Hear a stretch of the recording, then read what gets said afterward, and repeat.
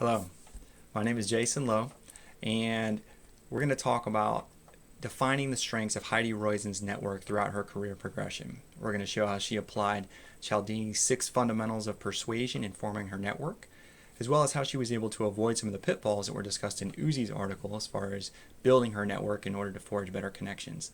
And then ultimately, we're going to talk a little bit about her reciprocity style as defined by Adam Grant in his book Give and Take. In a speech that Heidi Roizen gave on May 28, 2014 at Stanford, she talks about how some of the most important and influential and fun talks that she's ever heard reference the importance of early life and career. The case review discusses her early life and career in some extent, and she goes on to further detail this in this speech that I referenced. She talks about how she was born in Silicon Valley, grew up in Silicon Valley, attended Stanford, worked in Silicon Valley, went back to Stanford, worked in Silicon Valley again, and now ultimately her daughter attends Stanford. The case review mentions how her father tried his hand at being an entrepreneur, but the speech that she gave mentions that not only did that happen, but after that failed, her parents ultimately divorced, and she was growing up in a single-parent home with her mother who only had an 8th grade education.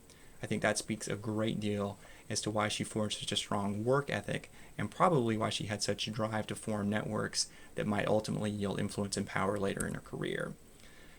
Now, I mentioned that she was raised in Silicon Valley and she went to Stanford, but she got a non-business degree in Stanford. She was obviously motivated to do that because she graduated early, and then she was able to lean back upon her network from growing up there by calling a friend of a friend in order to get a job at a local business. Now, I think that Cialdini would call this an example of liking because she clearly had to establish some type of rapport in that phone call. I know that it showed some degree of ambition and direction, which clearly were examples of qualities that this employer must have been looking for, but I'm guessing that there was some other commonality that wasn't really mentioned in that case review. After she got this job, she was able to leverage that into a letter to go back to business school at Stanford, and then she graduated and developed or was able to work with her brother at a company called Teamaker. Now, the case review talks about how she pursued media relations relentlessly in order to publicize their product. It talks about how he was a pro at turning a brief conversation into one of substance. And she personally, in the case review, explained her behavior by saying that you never know which one of these people might end up at Forbes. I think this demonstrates both consistency through attending the conferences as well as reciprocity by seeking out mutual advancement for both her and the media. Now, I say her, I do mean the company as well. Now, what kind of reciprocity style, we'll talk a little bit about later. Now, I think the next steps in networking that are important are becoming involved in her Software Publishers Association. This shows a willingness to invest time in developing relationships with interesting and smart people, according to the case review, but isn't that really what networking is? The phrasing of that suggests that she was trying to avoid some of the self-similarities pitfalls that were discussed in Uzi's article. Now, I think where she developed or demonstrated her ability for the scarcity principle, as discussed in Cialdini's article, is that her company Teamaker was able to develop products for both Mac as an early adopter as well as PC, which I'm guessing at that point had the majority of the market share. Now, her company was bought out due to the success of the PC products, and she ultimately stayed on as the CEO of that company. But what's interesting is she left that job to work at Apple after Apple had experienced about a 25% decline in their market share.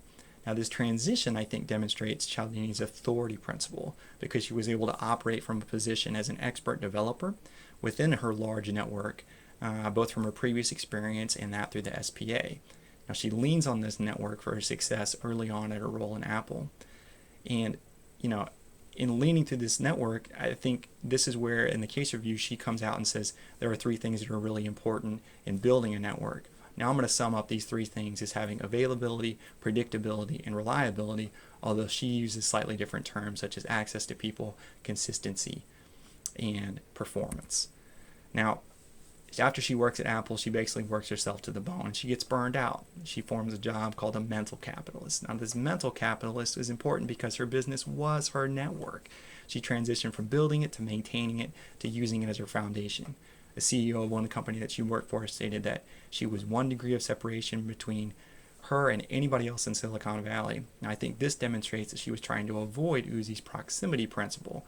not only through maintaining different relationships, but also through having social gatherings at her house where she would specifically develop menus as well as guest lists based upon people being able to network within them. Now, she ends up being a venture capitalist. She starts out by spending about 50% of her time building up companies, and then 50% of her time trying to research other companies that her venture capitalist partners could invest in.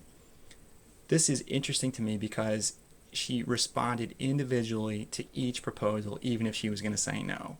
Now, I think, or I should say that the case review talks about how this was mostly because the proposals came from her friends, but this really demonstrates the vast degree of her networking strength.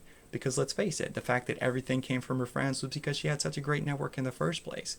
This really shows that she had more of a Paul Revere-like network because she was able to act as a broker through hubs of influential networks throughout her industry. Now, the last thing we want to discuss is her reciprocity style. I don't really think the case review is enough to say.